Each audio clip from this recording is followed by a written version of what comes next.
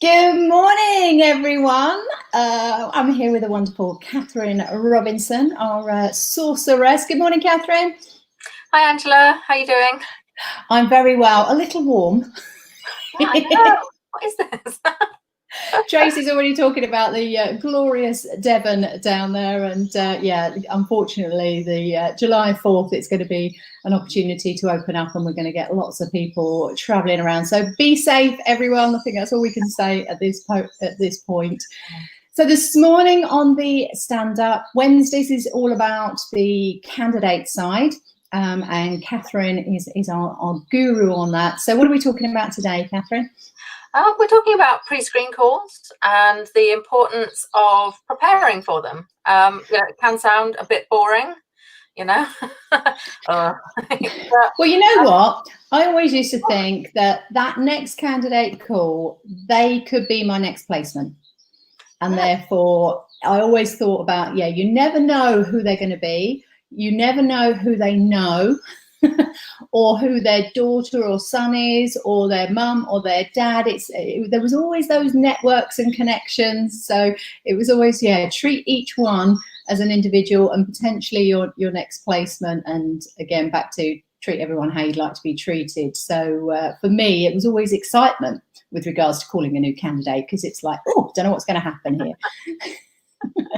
Yeah, so yeah, I mean, obviously we all have different reactions to kind of doing this work, and I think for me, I'm a bit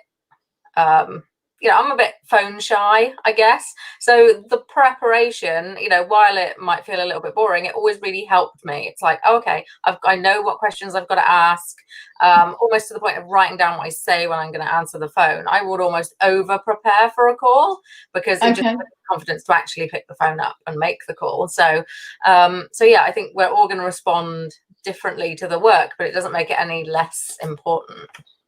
So it's going to be interesting now, because actually a lot of the phone calls will be transferring into video calls. Yeah. And therefore there's even more preparation that needs to be done. But I think we're getting quite good at the Zoom calls and getting organised on those, says she. But I'm getting much better at shutting LinkedIn down, because that always pings, shutting the gym down, because that always pings, and shutting down my emails as well, although I didn't do it yesterday. And I did have, unfortunately, an advertisement for a rather, for Bravissimo, I'll just say that. So curvy ladies will know that's for, ping up in the middle of a executive coaching session with 3 directors.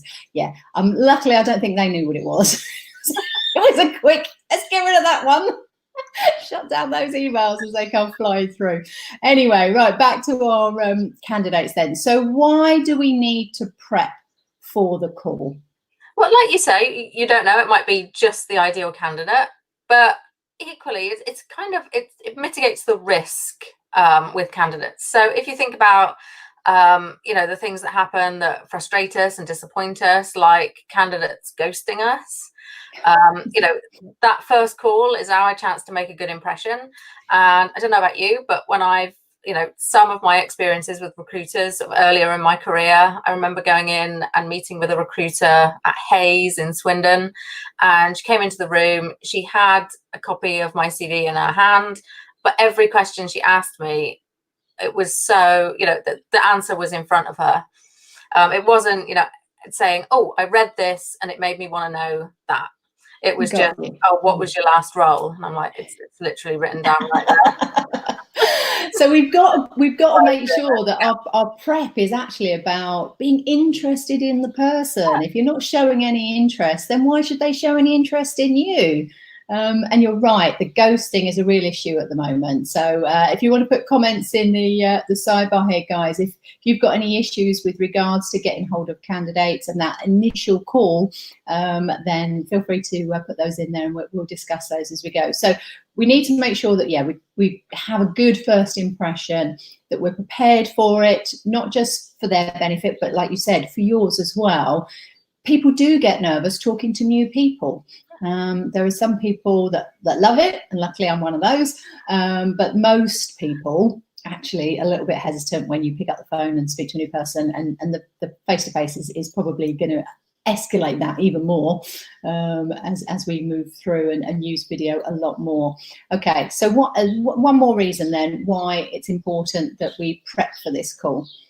So yeah, this person might not be the person that we're looking for, but that doesn't mean that they might not be the right person in the future. And it also doesn't mean that they might not be hiring at some point. And if you make a really good first impression, you're a recruiter who is consultative, you do listen, then they might just think of you when they're hiring for their team, or their boss is hiring and they say, oh, do you know any recruiters that would do this? You never know when that question is going to get thrown out in someone's office, and you want to be the person that they go, oh yeah, I spoke to somebody good a few weeks ago. There we go. That's what we want. Well, that's the key, isn't it? You don't know who they're going to be. They could be a potential client, but even if they don't end up as a client and you look at them, they're an influencer in some way, shape or form. And that first conversation that you have them is representing your own personal brand and who you are and what you do. And exactly that. If you make a good first impression, that's great. But you can quite easily make a bad first impression if you're not prepared and you're just winging it. It's not great. So for me, the pre-screen call wasn't necessarily to get into the details of what they're capable of. For me, the pre-screen was all about, are we actually going to work together well? Am I the right agency for you? Do I want you on my books?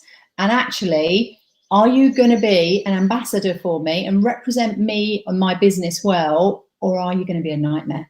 And that was what was key for me, because seriously, they may have the best CV in the world. They may be very, very capable in their job. But if they're not going to be a good candidate for you and they're going to mess you around, they're going to ghost you, they're not going to turn up for interviews, or they're not going to take the job at the end of the day, waste of time. Yeah. So I'm sure we've all had experiences like that. So for me, the pre-screen was making sure that person represented me well. The interview was all about their capabilities and getting into that.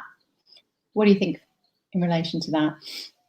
Yeah, absolutely. I mean, this call is probably going to be about 10 minutes. It's getting a feel for each other, isn't it? It's listening to what they tell you, so that when you do that interview call, you can make them feel comfortable, so that they give you the information you need. It's just to get to know you.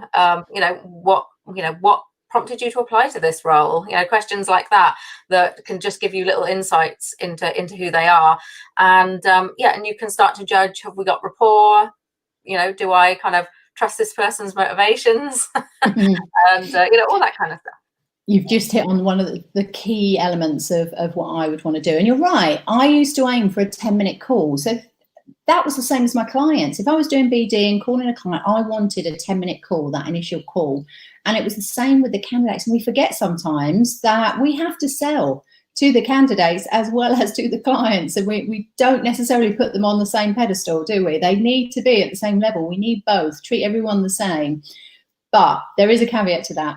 Obviously, if they're not right, if they are not giving you the right information that you need, they're not going to represent you well, then I would try and cut it down to about 2-3 minutes. So the key was in those first few minutes to establish some of those answers. And motivations was one of them. I wanted 5 motivators, if I could get those out of them, of why they would leave a job, but also why they would want to join another job. What were the push and pull that would make them make a move? Because if there wasn't any good reasons apart from money, then all that's is they're going to take the counter offer, isn't it? So we definitely didn't want that. So motivations was one of my key questions.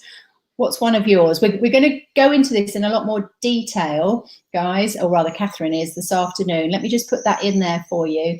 So there's an actual half-hour webinar on this and going into all the detail to really craft your pre-screen call. And that's going to be critical, making sure that you're not wasting time with the time wasters, because, we can't afford that at the moment. We want to make sure we're picking people that are going to take the job, and are going to represent you well as well, and hopefully be an ambassador, an influencer, or even a client in the future. All right, so my motivators, I definitely wanted to find out. What's one of yours?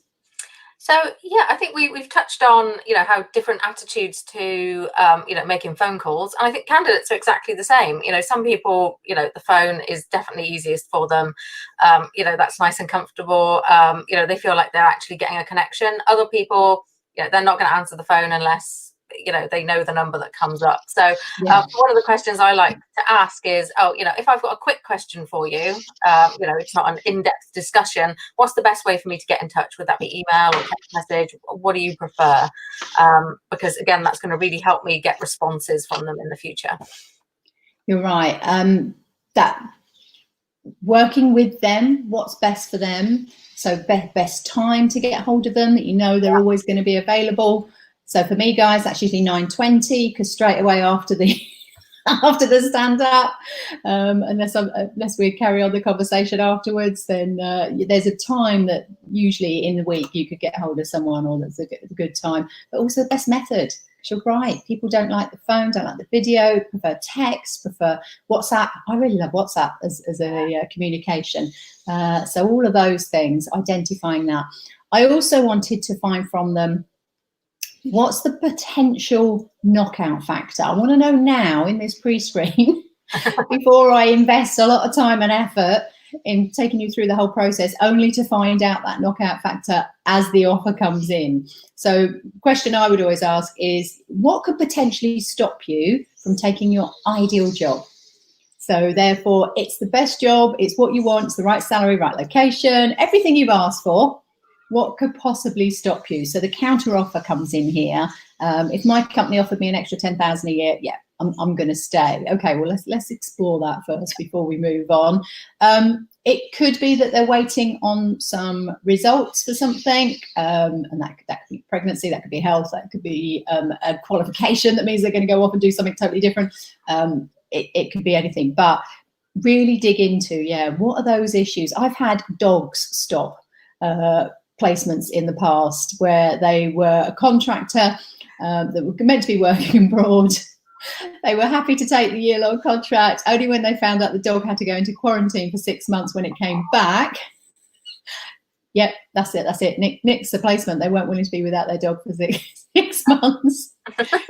Who knows what it could be? Have you had any weird and wonderful ones that have stopped people taking jobs? I don't know about weird, but you've definitely made me think of another question I ask, which is, like, who is going to help you make this decision? Is there anyone in your life who, is going to have a deciding, a vote on this as well as you? It could be a partner, it could be a mum, it's a brother or sister even, so you never really know anyone's situation.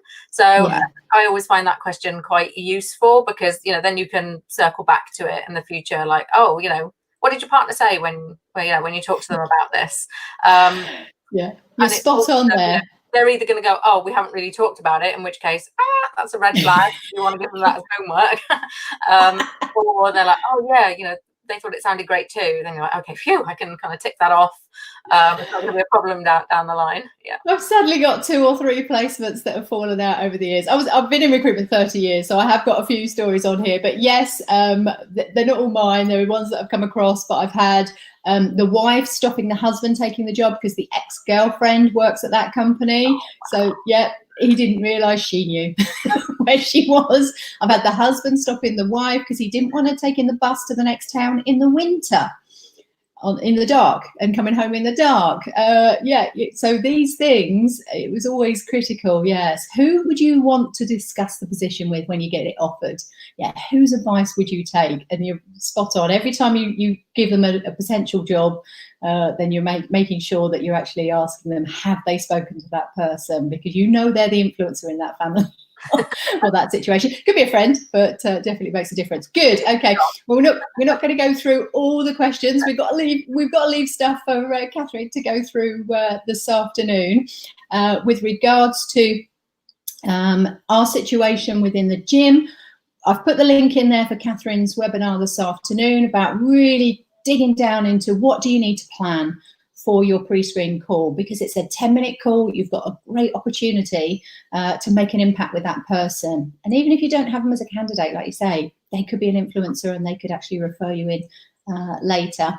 But tell us a little bit about some of the plans that we've got with regards to courses coming up, because we're now in a situation next month where we're releasing courses.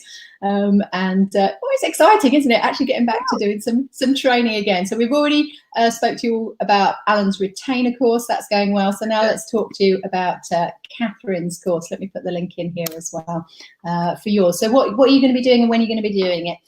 So yeah, the candidate sourcing and engagement course, we have run it before, but it's kind of new and improved. That's exciting, and we're launching on the 13th of July. So what's that, like about 3 weeks time? Yes. Yeah, you've got a little bit of time to make your decision, but go to the link there and check it out. I think it's about 8 modules worth of information. So you've got a couple of months worth of training there, haven't you? Yeah, so we'll kind of take you through that a month at a time with these Wednesday webinars.